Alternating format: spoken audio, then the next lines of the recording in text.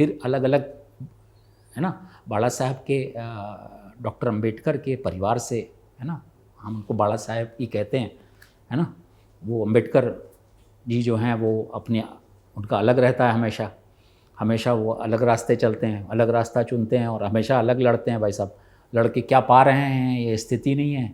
आज की स्थिति में किसी के साथ समझौता करें तो ठीक है, इधर या उधर कहीं तो करें, लेकिन वो पता नहीं क्यों हमेशा एक अलग झंडा लेकर के चलते हैं। शायद बौद्धिक ज़्यादा है, उनको ऐसा लगता है कि वैसा हो पाएगा। उनका जीवन भी ख़त्म हो रहा है, उनके परिवार में आनंद राज जी हैं, है ना, कई व्यवस्थाएँ हैं वहाँ की। वो व्यवस्था अभी भी जो है, आज भी स्टेक पर जो है वो एक ग्राउंड स्वेल बनाया जाता है। वो ग्राउंड स्वेल बनने की तैयारी, दलित पार्टियां तब इकट्ठी भी हुई थी तो क्यों इकट्ठी हुई थी मालूम है?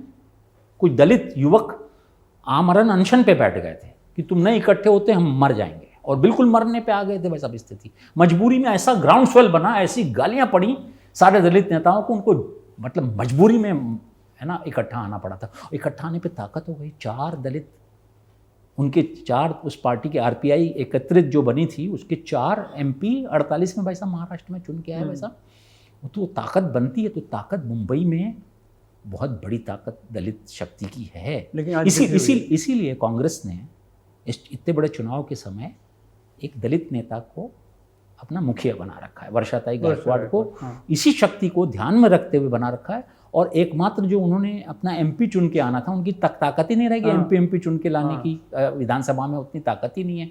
एक ताकत बड़ी मुश्किल से बनी, तो उन्होंने पहले हंडोरे को विधान परिषद देने की कोशिश की, वो हार गए अंदरूनी मारपीट में, तो उनको राज्यसभा दे दी।